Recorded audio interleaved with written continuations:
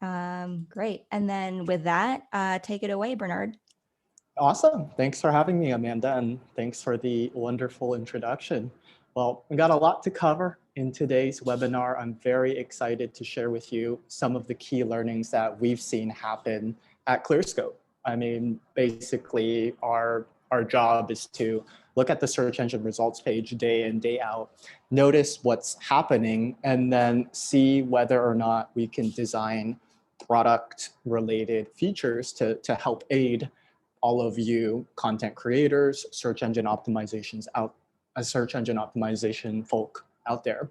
And the biggest shift that we saw happen over the last year to two is this general idea that this classical keyword research approach, where you take a target keyword, pair it with a exact match URL, and build links, is dying. And we'll cover more about then what we see happening in the rest of this webinar. So here you can get your own copy. Go to bit.ly/clearscope-growth machine.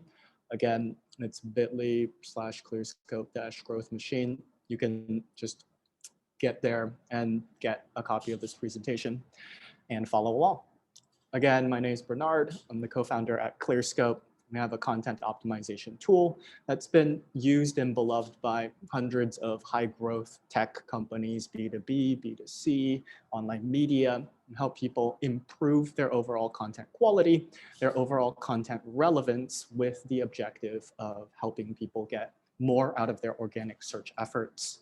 I have a brief little sneak peek at a brand new feature that we're going to launch at the end of this webinar. So, table of contents, what we're going to cover today in the call is just a brushstroke at what people have been doing, right? The old way, exact match keywords, exact match URLs, skyscrapers, those sorts of things. And then this newer way where it's more about user engagement signals and this idea that Google is presenting a search engine results page that is most likely to conclude a search journey. So you're seeing what people are calling SERP fracture or intent fracture, where a search for a particular topic may yield 3 to 4 different intents that the user could care about within that particular topic. The most exciting thing, though, that we're going to talk about is going to be the newest way, understanding that search intent changes and evolves over time, and that your content strategy is no longer that effective if it stays kind of in a very square sort of shape. It should be a fluid style approach where we talk about ranch style SEO, where you cover a range of perspectives that the user could care about. And then obviously we'll explain what those search perspective frameworks are that we've noticed to help get your ideas for your own content off the ground. And then we'll answer any questions along the way. So Google, as I'm sure you know, is always evolving their algorithm. Algorithm updates, payday loans, mobile get-in, RankBrain, all this stuff can be confusing, but I'm just highlighted out some of the key Google updates here. Number one, you have Google Panda and Penguin. This is designed to punish duplicate content, also backlink building schemes.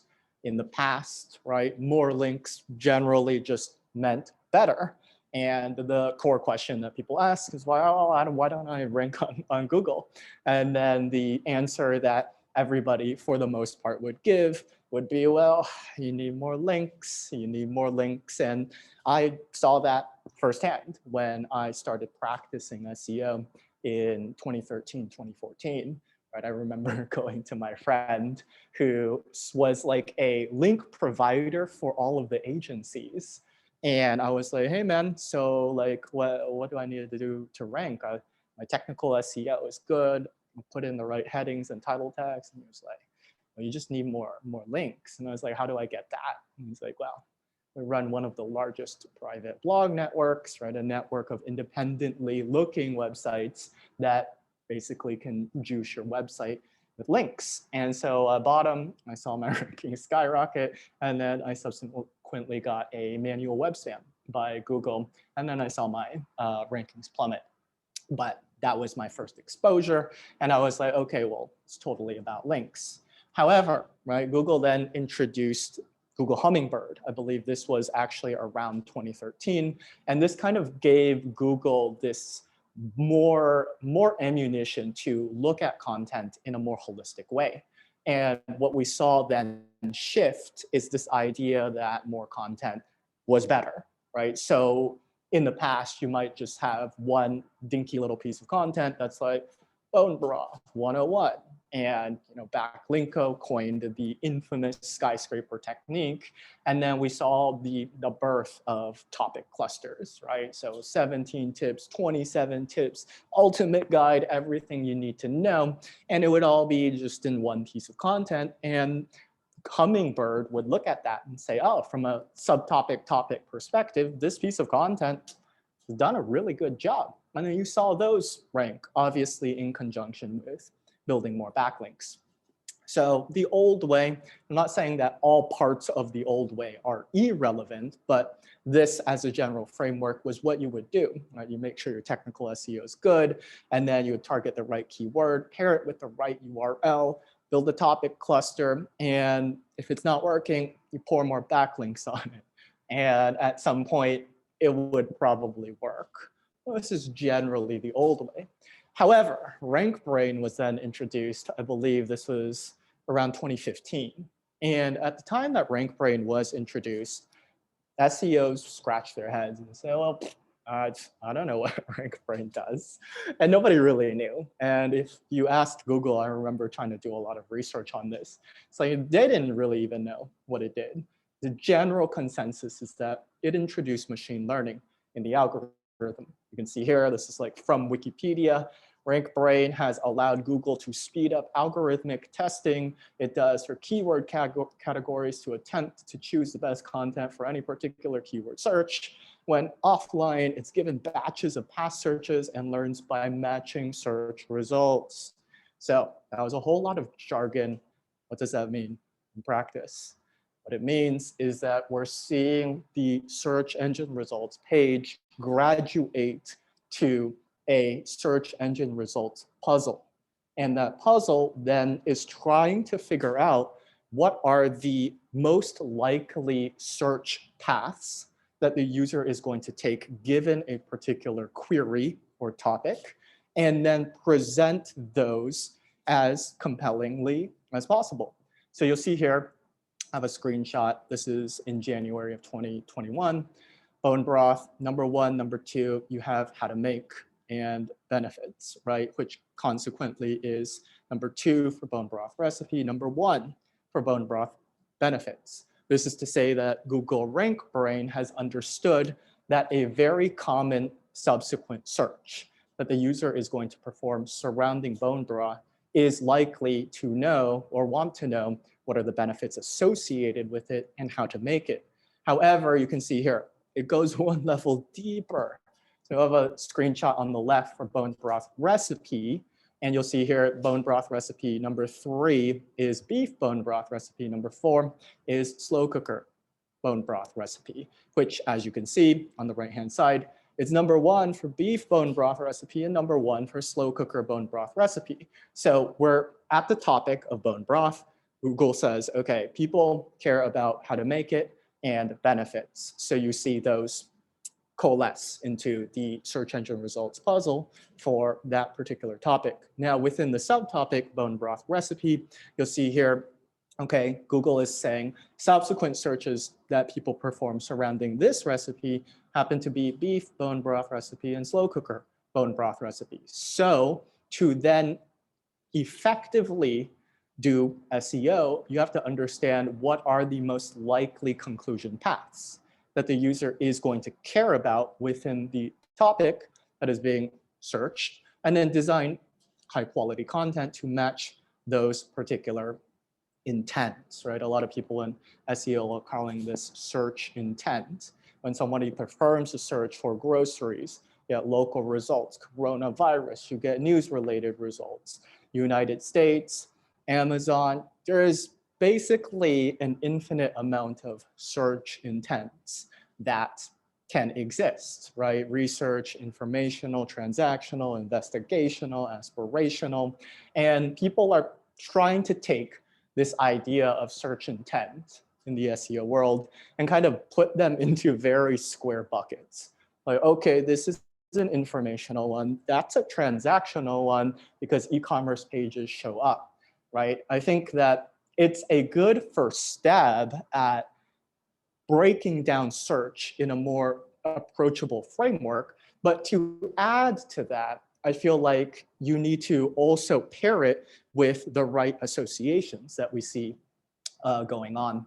I have a search intent right here, and it depends, right? We teach this in the Clearscope onboarding calls, basically how to figure out what are the right searcher intents that the user is going to care about when performing a search. From there, right, you have to present the user with a relevant content experience, whether that be videos or infographics or widgets.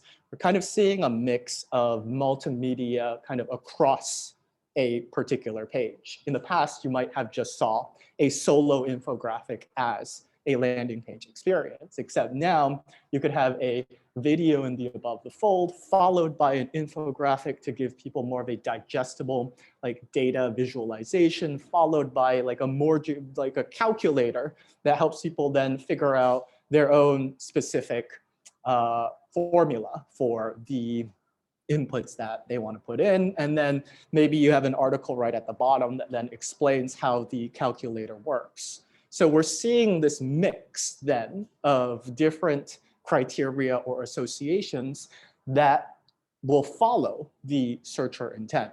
And we're also seeing this like general idea of what I call like objective associations, which are deal breakers in Google's eyes. And then subjective associations, which in my opinion are like enhancements, like user engagement enhancements, which are going to help boost your ability to perform for particular classes of search. So let's then break this out into more of an experimental or like a realistic framework, right? So you perform a search for coronavirus.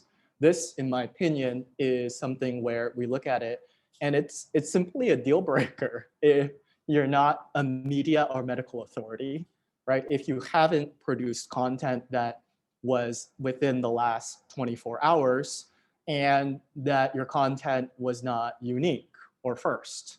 Also, right, I don't know how Google would do this per se, but I could see how a deal breaker is about credibility, right?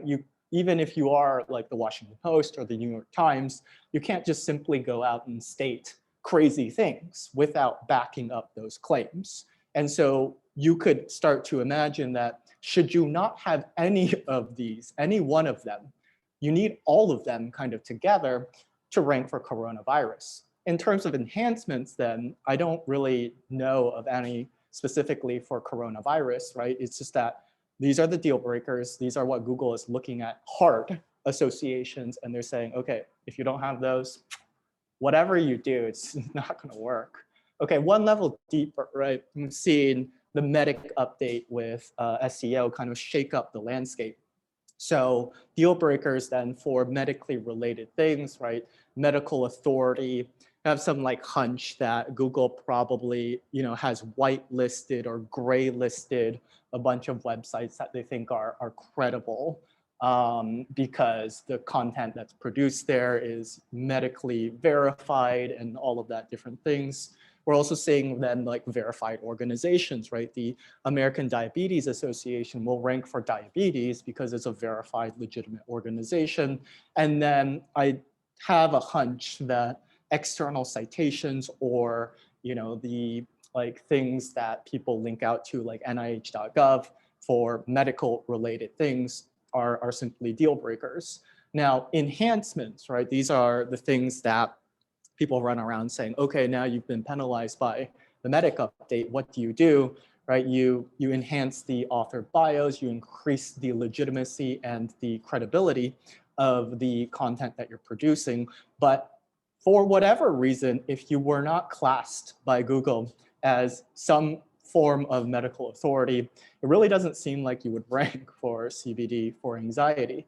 However, you'll see here, this is a distinct shift between CBDT for anxiety and CBD for anxiety. We look at this list of search results. You obviously get Healthline, but you also get like a Mix Me Well, Wellness, a Real Simple, right? So this, right, looking at this search engine results page, it all of a sudden feels like, well, being a medical authority is no longer a deal breaker, right? Because it's not just populated with harvard.edu, nih.gov, Healthline, MedicineNet, all of those things, right? We're seeing, could call it a bit of snake oil, like sort of results showing up in the search engine results page. So all of a sudden, right, when looking at this SERP, it's like, okay, I'm sure relevant backlinks, external citations are still very important, but all of a sudden you can actually play in the enhancements game, right? By serving the relevant perspectives, by serving the user for that particular search, what specifically they're looking for. And we see this problem show up quite a bit because we help people create content. They oftentimes will follow a formula, right? They'll be like, oh, CBD for anxiety, heading 1. What is CBD? Heading 2. Benefits of CBD. But you can imagine, right, and we're going to scrutinize these search results in a little bit, that if somebody is searching for CBD for anxiety, right, what specifically are they looking for? And right, just looking at these on the left, it's like, well, I drank CBD for a week. Here's what it did to my anxiety. Best teas. I tried CBD in my tea, and here's what I felt. So it's more of this experiential sort of searcher intent, right? As in CBD is pretty trendy. Somebody's like, hey, you should check it out. So I Google it, CBD tea for anxiety. I don't want to know necessarily what it is, but when I see this, I tried CBD in my tea, here's what I felt.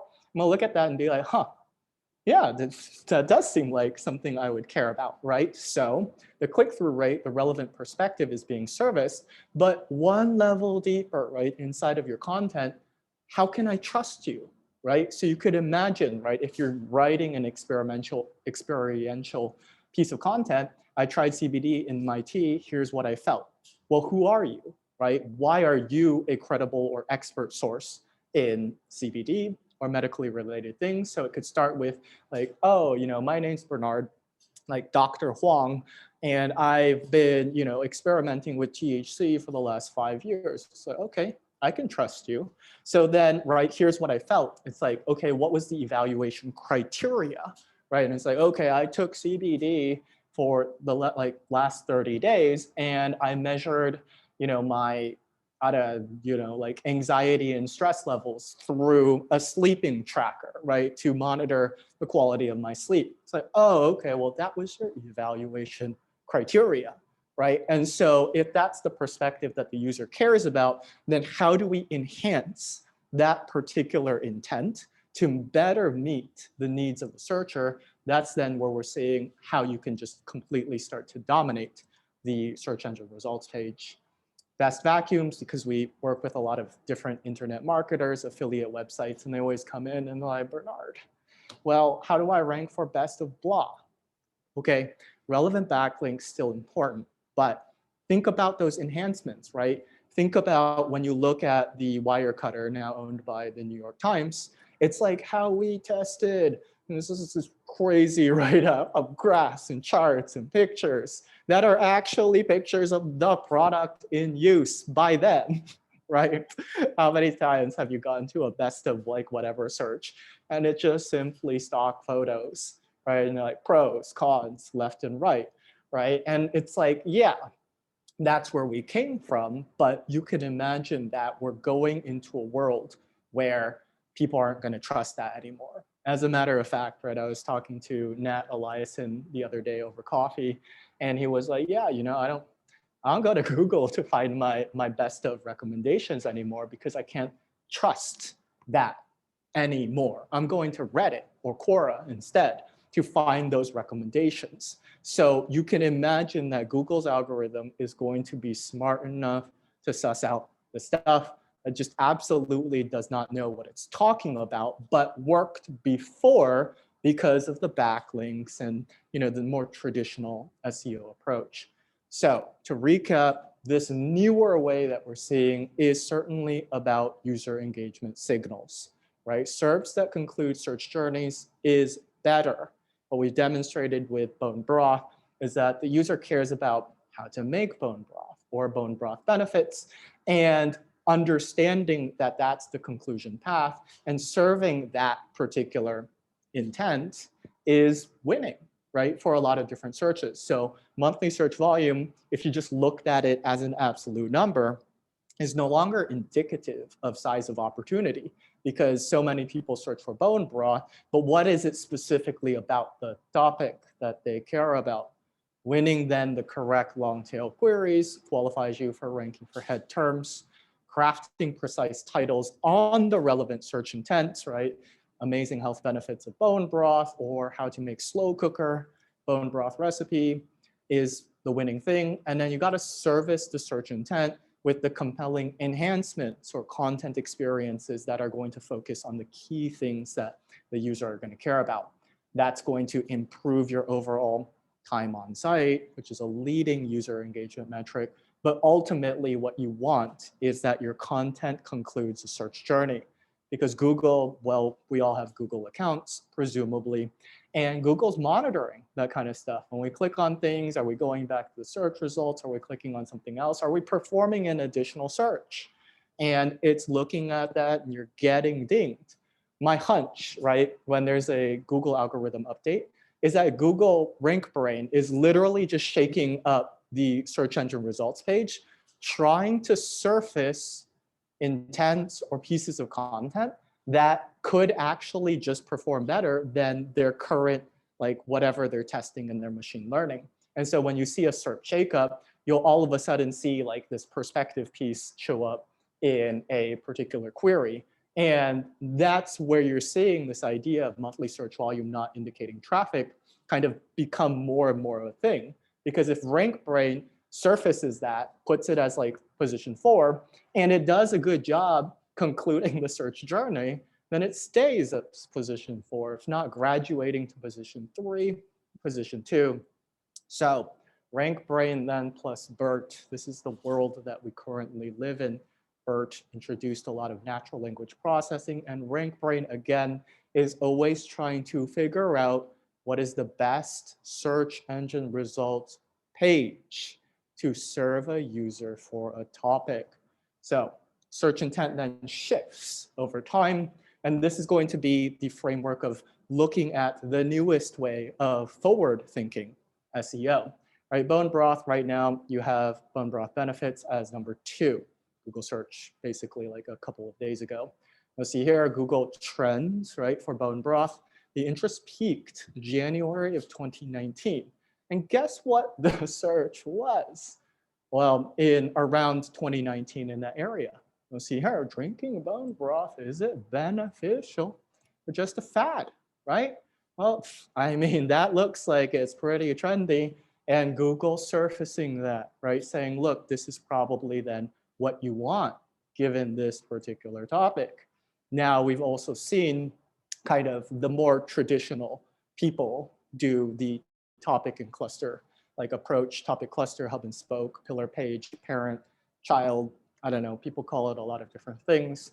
And it's basically just a lot of very stock content, right? We've all bumped into this. What is blah? How to do blah? Why blah? It's very cut and dry, right? And this is kind of the traditional topic cluster approach. However, right, you can imagine that what we're starting to see is that, okay, within a particular subtopic, like, you know, benefits of bone broth or why drink bone broth, you're getting emerging topic perspectives, right? Are we sure this has benefits? Who can we trust? You tried it, what was your experience like? So these angles are all emerging, and RankBrain is doing a much better job shaking up the search engine results page and trying to see, right? Because you don't want necessarily an entire search engine results page that's like 7 amazing bone broth benefits, 5 amazing bone broth benefits, 16 amazing bone broth benefits, bone broth benefits, amazing, that kind of thing, right? So you're seeing then bone broth benefits. Are we sure bone broth has benefits? We surveyed 18 medical experts, and here's what they have to say about bone broth. I drank it for a week, and here's what happened, right? And then when you see a search engine results page like that. Well, you click around and you're like, I found what I needed. And that's then emerging topic perspectives. So right, again, Google Trends, bone broth peaks at January of 2019. You can see here, this is pushed down, bone broth benefits. Does bone broth really have benefits? We worked with some bone broth companies and bloggers in the past, and we saw this go from the front page to the second page currently. You can imagine, right, when bone broth first came out and it was unproven, that this would be a legitimate perspective that the user could care about. Contrarian one, right? Are we sure that this works? You see here, right, this is pushed down even more. This is kind of around the era of trend, right? Why I drank bone broth only for 2 weeks. What happened, right? And you could imagine this one also was pushed down over time. Ask the expert, what's the deal with bone broth? Where it's like, okay, well, who's the expert? How do we trust that person? So you can imagine, right? Now we have basically a topical timeline. Bone broth first comes out, people want to know what it is. Then over time, right, people want to know what the benefits of it are. Then, right, once it starts becoming trendy, people want to know whether or not it actually has benefits. And then once it's, become way more mainstream, then people want to know what people's experiences with that particular product are. And that, right, is where the evolution of the topic plays a large role. And you can imagine then what we as SEOs and content people need to be doing is in a certain way predicting the future of where a topic could go, right? What are the perspectives that the user might want? And by then covering the range of perspectives, you're setting up your content, like your content inventory, for success in whichever circumstance that you want to tackle. So let's take a look at some of the different search perspectives that we see starting to pop up. Number one, this one, I'm sure you have bumped into this one. People have pointed out this one as like a sore thumb, if you will, in the Google search results for start a blog. Number 4, 45 things I wish I knew before starting a blog. I'm calling this stages of consideration. It's best for, you can see here at the bottom, how to X challenging topics like diets and learning new things. And the reason why people have pointed this out is because A, if you rank for start a blog, you make a lot of money in affiliate. You link out to hosting websites, themes. It's very lucrative. And this, from a domain authority perspective, was always really low in comparison to the top ranking results out there. And people looked at that and said, well, what are they doing? Well, guess what? In my opinion, they're serving the correct perspective that a user would care about. If I'm interested in starting a blog, I kind of want to know some things that you learned, right? That I wish I knew before starting a blog. So you'll see that here again, start a gym. Before opening a gym, ask yourself these 7 questions. Let's see here, this is another stage of consideration. So starting a gym, 3 mistakes to avoid when opening a gym. I say, okay, yeah, right. I want to know what were your mistakes. And then you can see here, reasons you should never open a gym. We actually used to see both of those, the mistakes and reasons why you should never, like on the front page of Start a Gym. And it literally covers the range of perspective, things to consider before doing it, common mistakes while doing it, reasons why you should never do it. And in a classical SEO lens, this would never work, right? This doesn't even say start a gym anywhere in the title tag. It's like telling you not to open a gym, except, right, it's a perspective that people are going to care about. And see here, train for a triathlon, a challenging topic, of course. Next 7 things I wish I would have known as a new triathlete, right? That's what people want to know, right? Before doing X, things to consider like that. All right, we looked at this search perspective, experience viewpoints, right? CBD for anxiety. I drink CBD coffee for a week. Here's what it did to my anxiety. I tried it. Here's what I felt, right? You can imagine that these are going to be best for consumer packaged goods, reviews, experiences, those kinds of things. So, right, if I ordered a new coffee maker, It's like, oh, I tried the new coffee maker for, 30 days, and here's how it stacks up against this other popular coffee maker. Or, right, like I tried Clearscope, and, here's my review on that. Or an experience, right? You're starting to see this then show up for diets, of course, but also like travel and tourism related things, right? It's like, oh, okay, I went to Barcelona, and here's some 7 under the hood like things to check out. Soylent, you can see here, this is the best reflection of consumer packaged good. Obviously, Soylent is a unique consumer packaged good, but you literally see number 2 is 1 month living on that made liquid. So yeah, well, what happened when you went 1 month without eating food? People want to know that. Search perspective, expert viewpoint, right? This is best for how to X is good, X best practices. Number 1 for Start a Gym is actually 8 essential lessons that experts taught us about opening a gym, right? So people who are learning to do something, or topics that are asserting that something is good, or trying to prescribe best practices, right? Expert approved blah, right? People want to know, okay, well, who are the experts? What do they have to say? So you're seeing those viewpoints show up as well. Contrarian view, right? This is good for trendy topics, questionable subjects. Also, when people are asserting certain things, like blah is good, right? Learn to code literally gets me, please don't learn to code, as rank number 2. And this is a rather old piece of content as well. But you can imagine that learning to code like 4 years ago, or even today, is still a very trendy, very popular idea. Why not learn to code? This is basically like, reasons not to learn to code. And it's a contrarian viewpoint, yet it works because it's introducing a perspective for something that, well, is currently pretty trendy in terms of what people want to learn. Google AMP, right? Number 4, we've seen this as high as number 1. For Google AMP, it literally says Google AMP can go to hell, right?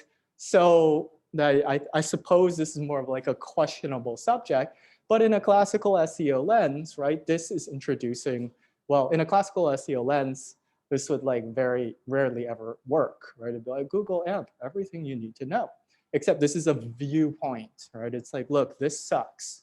So don't do it, we hate it, that kind of thing. And it works, right? Discussion viewpoints. When you see a Quora or a forum show up, it's because people want different perspectives. I'm Googling find a job. I'm in Austin. And I'm literally getting, is it hard to find a job in Austin, Texas, right? 21 answers, right? Is it okay to do X? Reviews, right? These are the discussion viewpoints that somebody wants. They kind of want a more unbiased, multi-perspective sort of view. And you can start to like blend these together, right? Expert viewpoint plus discussion viewpoint yields, like we surveyed 26 experts on blah, and here's what they say. And if you see a Quora, a forum show up, that is actually then saying that people do want a multiple like sort of perspective. See here for 1 week's notice, is it acceptable? Is it okay to do X? Well, I don't know, but here's my perspective on that. And it's a discussion sort of viewpoint that then best services that particular query.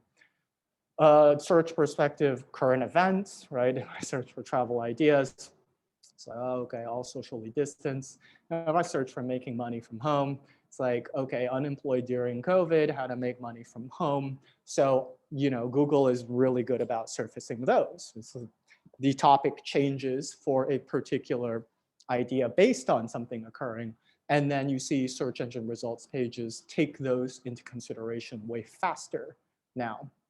Last one that I'm going to impart upon you is predicting the future. And all of this talk is to say that we are seeing that subject matter expertise is becoming way more important. You could imagine that I could create a piece of content that says, keyword research is dead. Here's how to do it instead. And that would rank most likely for keyword research, how to do keyword research at some point in the future. But I'm only able to do that because I really know, well, what's going on with keyword research and SEO. So is SEO dead? You see a lot of people, is email marketing dead? Is blog dead? Right? And that's just saying, okay, well, let's cover those bases in case something happens. Mortgage forbearance, right? Part of the COVID relief plan that's ending, and these then will start to show up as mortgage forbearance is ending, right? These are a little bit kind of more obvious predictions of the future. But if you can accurately predict the future and create relevant content to match that, well, then you're covering all of the bases. To sum up then some of the more common frameworks, perspective frameworks that we're seeing, stages of consideration, right? Things to consider before doing X, mistakes and myths while doing X, reasons not to do X, contrarian viewpoints. Are we sure X is good? Again, that's usually when a new thing is starting to trend. You can ask that question. Expert viewpoints, right? Surveyed number experts. Here's what they have to say on X. Experience viewpoints. I tried X. Here's what happened. Discussion viewpoints. Is it acceptable to do X? Averaging current events. Depends on the current event. Predicting the future depends on, well, your subject matter expertise. So covering the range of search perspectives. You can see here, we're blending then the new way with the newest way. Number one, the featured snippet is going to say benefits plus best. Number two is going to have an experience viewpoint. Number three is going to be best herbal teas to put CBD in. So this, as you can see, is already three distinctly different pieces of content with three distinctly different associations. If you're talking about the benefits and the best, you want to, well, have that expertise, that evaluation criteria. If you're talking about your experience, how can I trust that you are some sort of a reputable person, and what was your evaluation criteria? And then this one is just simply, best herbal teas to put CBD in. But this is three different perspectives, three different pieces of content that all could rank for CBD tea for anxiety as a topic or subtopic, no longer a keyword. Ranch style SEO then is taking these massive topic clusters, hub pages that everybody's building, and breaking them all back out into singular pieces of content. And that covers the range of perspective that the user is going to care about. When you've covered the range of perspective, covering all of the bases as the search intent shifts over time.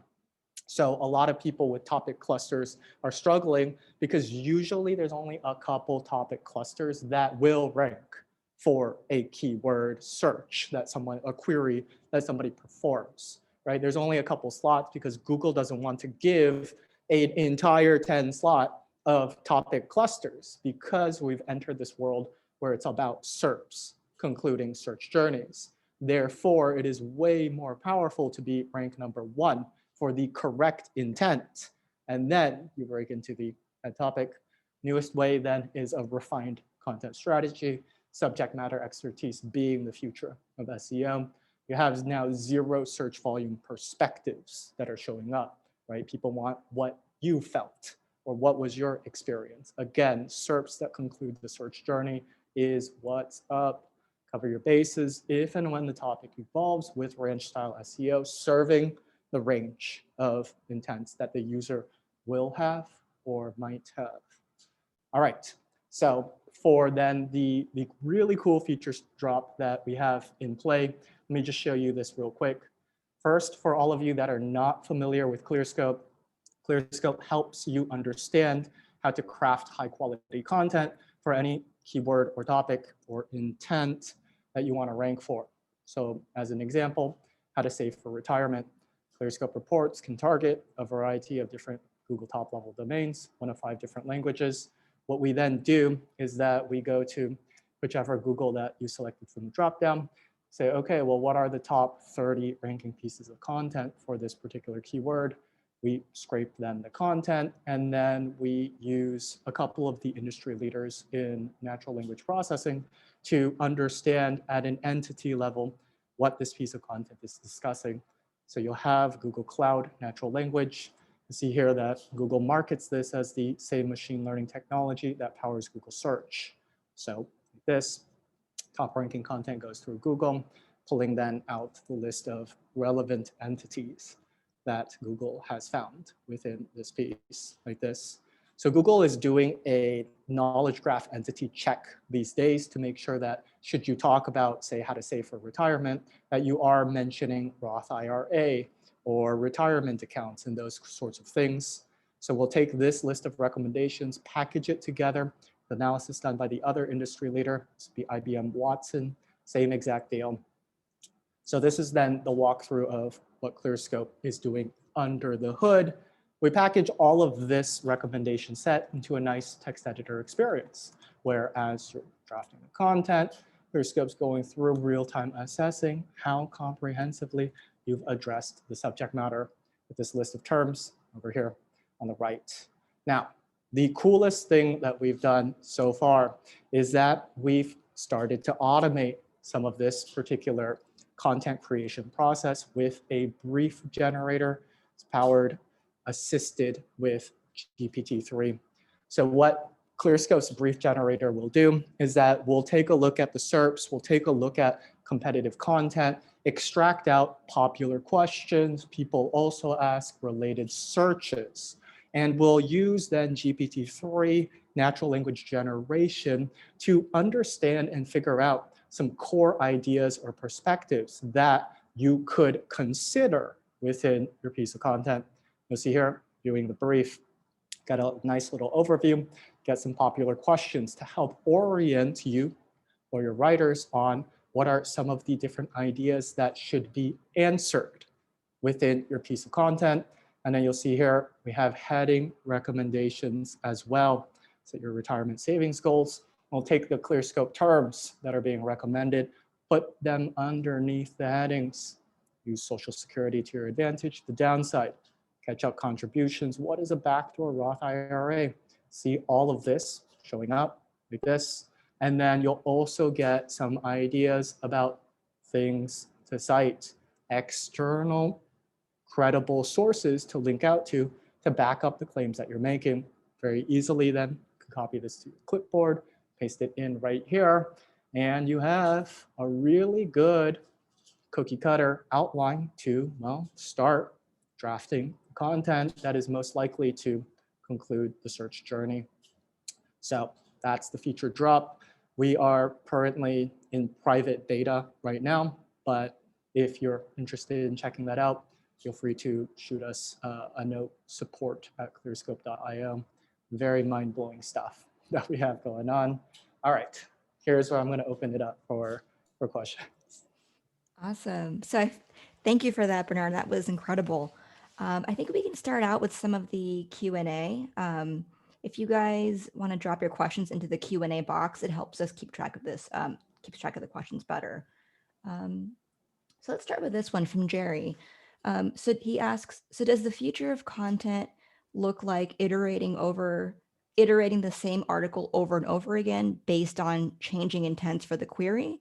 Or does it look like creating new content to meet the changing query intent? Yes, that's a good question. I personally see a world where you want to create multiple pieces of content to meet the changing query intent. The reason that is because if you happen to service multiple intents that are correct, you actually do get multiple results for the particular query that somebody is searching for. We've seen this happen for things like content marketing. You'll have Content Marketing Institute say, what is content marketing? You'll have content marketing examples. You'll have how to explain content marketing to anyone. And so you have basically one title tag, one above the fold experience. And by creating multiple, right, the range of intents that the user can care about, there's no reason why there's not like, are we sure bone broth has benefits? Followed by amazing bone broth benefits from the same domain, right? So you might as well just keep each one. And then when the topic does shift, or if it does shift, you have your range covered. Cool. Next question from Jesse.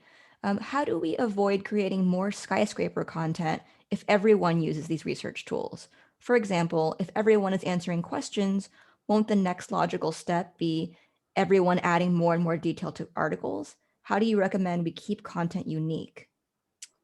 That's a very philosophical and interesting question. Honestly, I don't have a good answer for you there.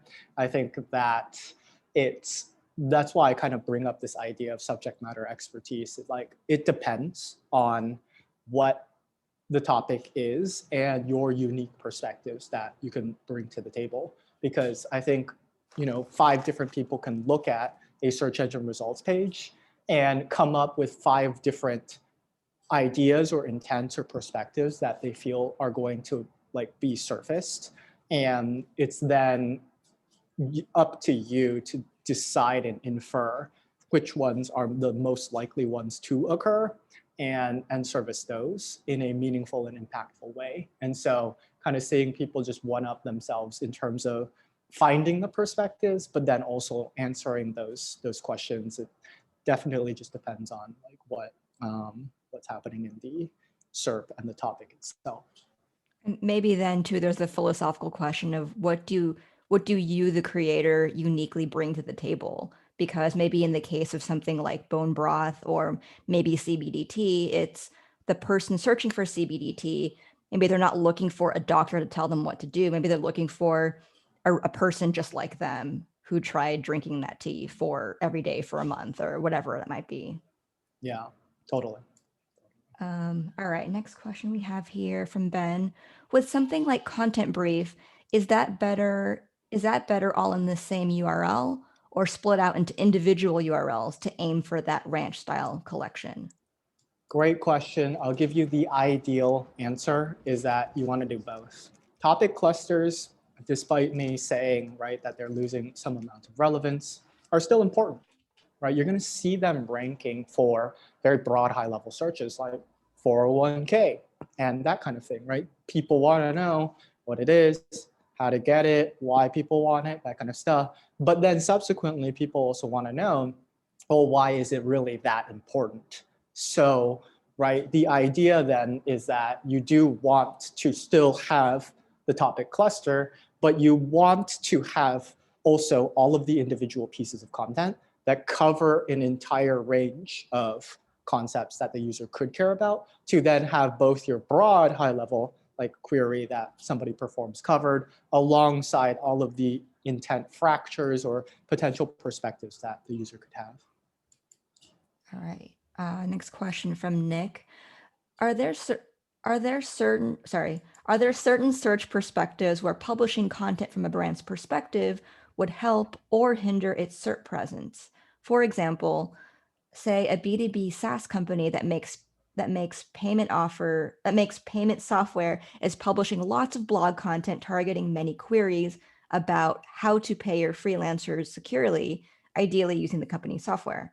Then say a CPA with a blog post writes about the same topics. Whose perspective is more likely to show up in the top SERPs?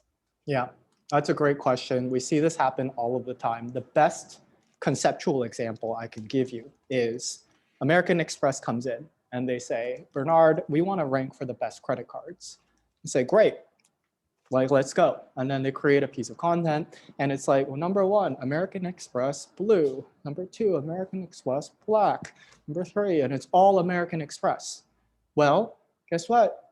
It's likely not going to work for best credit cards, right? Because it's very isolated and there's like an agenda, of course, as we all have with content that is, well, that these are my credit cards and they're the best. So there is a subtle way that we've seen do this, like with a screen recording software company. They'll be like, Bernard, we want to rank for how to record our screen on a Mac, right? And the guide is use our software. But it's like when you run a Clearscope report, it's going to be like, oh yeah, you can do Command-Shift-5 on Mac, and they'll give you a screen recorder. And it's like, yes, you should actually then present the user with the best sort of options, like to help them solve their problem, and then weave in your solution as one of the options. Because if you basically kind of solely push your agenda, well, your content, unless you are a really notable brand, like a QuickBooks or something like that, is likely to not end their search. They're likely to go, oh, okay, well, I don't want to buy that product. Go back to Google and click on another result. All right, next question from Molly. How should content creators contend with the trend of more people seeking out information, e.g., product reviews and recommendations, on sites like Quora or Reddit rather than Google search? Well, I suppose then the convenient answer would be to basically post your content to a Quora and a Reddit as more of a, just like an idea. It's kind of like be a member of the community and then kind of, drive your product like sales that way. I personally have noticed, at least in B2B software sales, that there's this form of back channel marketing that has been going on. People have private Slack communities, private Facebook groups, private forums, private whatever, Discords, and they're just all hanging out there, right? And they get their signal from the people that they trust. So in a very holistic point of view, ideally your product is simply the best product and people want to talk about it and share it with their friends. That said, right, like one level deeper is, well, okay, actually, participate in the community and push those things. From a consumer packaged goods perspective, that's like, I think the lifetime value of how much you make when pushing products is really not that high. So it's not as worth it, but we sell B2B software as a service and our lifetime values are good. So we will have presence in the back channels that we find relevant. All right. From Danny, we have, how do you apply this website information? Sorry, how do you apply this to website information architecture? Do you still recommend topic cluster or hub and spoke model when trying to rank for the most competitive head queries, but use the ranch style SEO for all the spoke content, accounting for the shifting search perspectives? Yes. So kind of to build off of that previous question, is I still do recommend a topic cluster, but I usually recommend it as the last step, right? Identify all of the potential end paths that the user is going to care about within the query, and then start there, right? Because those are oftentimes going to be a lot less competitive and oftentimes will get you to qualify for either the subtopic or the main topic. Once you've covered, right, all of those different end paths, then you package it together into your topic cluster, and you have now, right, some people in the space are calling it topical authority within the subject that you're writing about. So if Google sees that, oh, your piece of content, back to bone broth, is ranking really well for slow cooker bone broth recipe, thus pulls it into bone broth recipe, and then you've covered all of these different angles, then Google is going to say, oh, well, when you create the topic cluster for bone broth, that we should give you a serious look, because everything that you've created around bone broth related content seems solid. All right, the next question comes from Ricardo. We're generating content in Spanish. We want to use GPT-3, though it doesn't work well for Spanish. Do you think that using Google Translate to move the generated content from English to Spanish will work well in terms of SEO? That is a good question. Based on my limited research that I've done within this idea of translation of entities, it seems like the SEO industry is fairly conflicted about this. In my opinion, it probably works fairly well because Google has the Google Translate thing. It understands English to Spanish. It doesn't really do it in a very conversational or say civilian kind of way. It's more proper, and that oftentimes can lead to content that feels a little bit weird. But I'd say that I think Google's smart enough to understand an English to Spanish entity association, yet also understand that certain entities that people might say colloquially or conversationally exist in Spanish as well, and you would miss those in a translation sort of view. So my take on the subject is that it probably works probably not like, like 100% match sort of thing, but in lieu of basically natural language technology being kind of catching up to speed for foreign languages, I think it's as good of a bet as you could make. All right, I think we have time for maybe one or two more questions. Perfect. Paul asks, how can we plan content in a long-time perspective with the ranch model? What are some of the main metrics to follow? And content in a long time. Main metrics. Yeah, so usually for me, and it's in like additional resources, we'll like talk about it in the search intent classification process in this recording.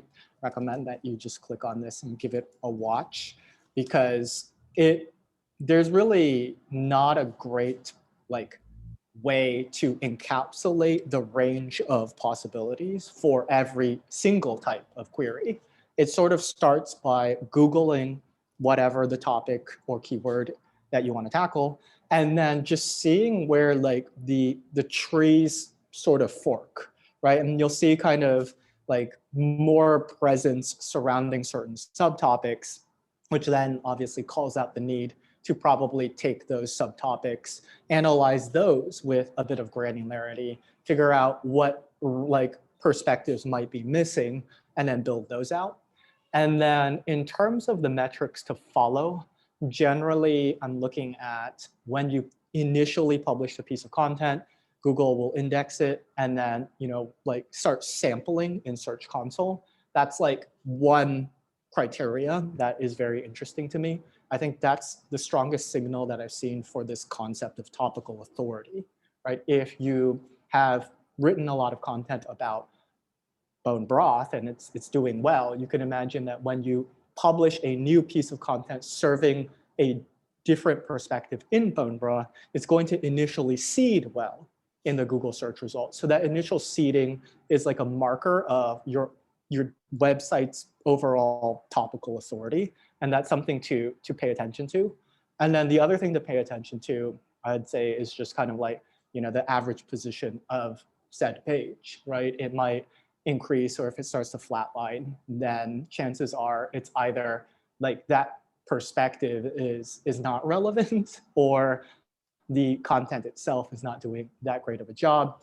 And you'd have to like diagnose that like that. But continual refinement is good, and then we probably monitor like ranks. So initial ranking, I think, is a very interesting aspect, and then continued rank tracking to just gauge the overall performance also makes a lot of sense. Right. Well, this was fantastic, Bernard. Thank you so much for this Of course. presentation. Thank you everyone for joining us. For any questions we didn't get to, I think we'll try our best to get to them after the fact, and maybe we can send something out. And then probably tomorrow, I'll be sending out this recording for anybody who needs it. And yeah, thank you everyone. Have a good day. Thanks for tuning in. Later, y'all.